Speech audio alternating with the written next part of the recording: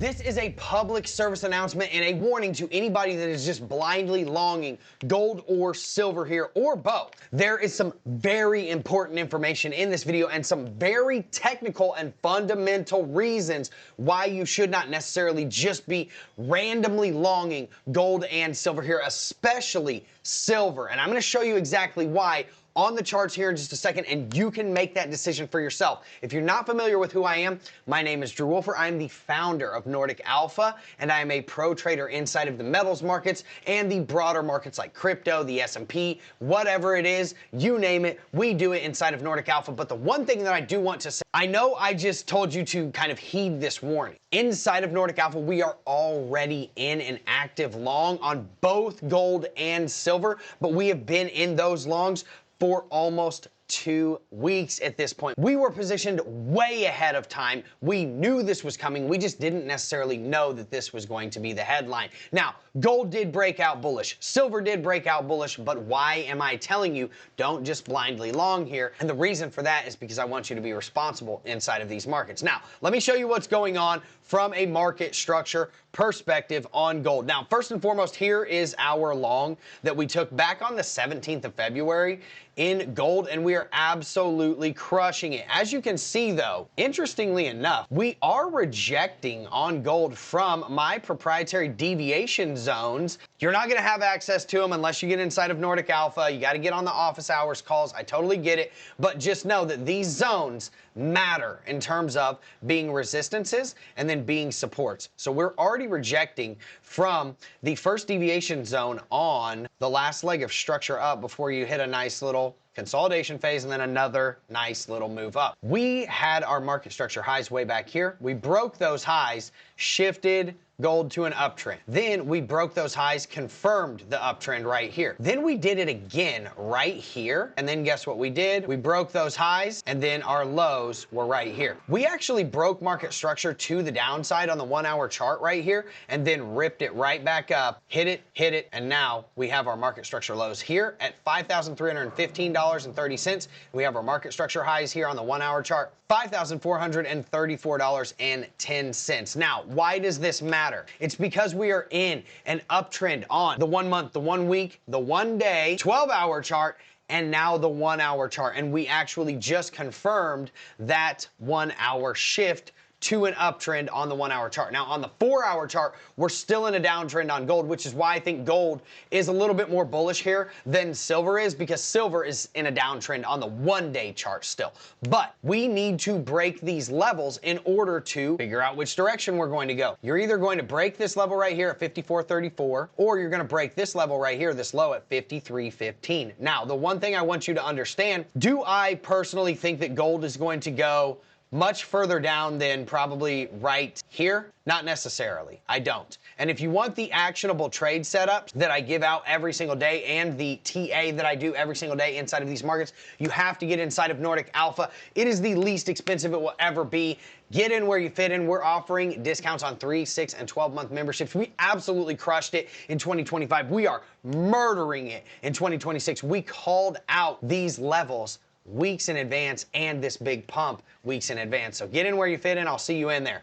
The one thing I want you to understand, in order for us to align all trends in an uptrend, we have to break the $5,626.80 level. Now, further than that, we're going to have massive, massive upside targets up in these ranges up here. And again, if you want those targets and you want those trades, you know where to get them, right? But I can tell you the first target is going to be $6,000. Now, once we start breaking down from this, we can have our last ditch effort right here. But once you start breaking down from there, it's a pretty precipitous fall. So where would you like to see this bounce from? Ultimately, you want to stay above $5,000. Now, for silver, one thing I will tell you, silver is in an uptrend on the 1 month, the 1 week, the 12-hour, 4-hour, and the 1 hour. The one problem, you are on the 1 day chart still in a downtrend. I'll show you what that looks like, and I'll show you a couple of things on silver really quick. This is actually the trade that we called out back on the 9th, but it hit on the 17th, where we're in a massive long on silver right now. Interestingly enough, again, on this last leg of structure, this nice move up, we are rejecting from deviation zone 1, okay?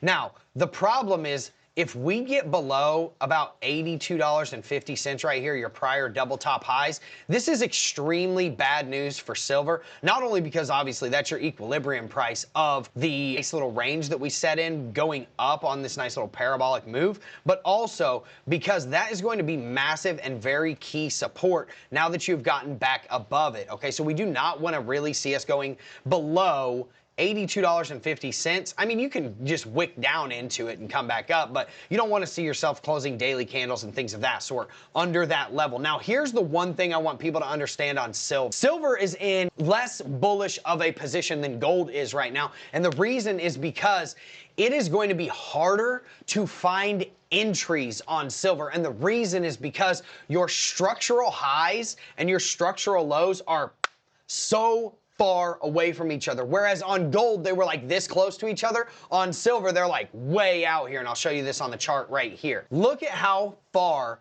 your 1 hour, your 12 hour, your 4 hour highs are from your 1 hour, your 4 hour, and your 12 hour lows. And also, by the way, your 1 day lows are down here too. Your lows on all of those time frames are at $63.90. That is horrible. That is such a massive gap from the $97.30 highs that we just put in.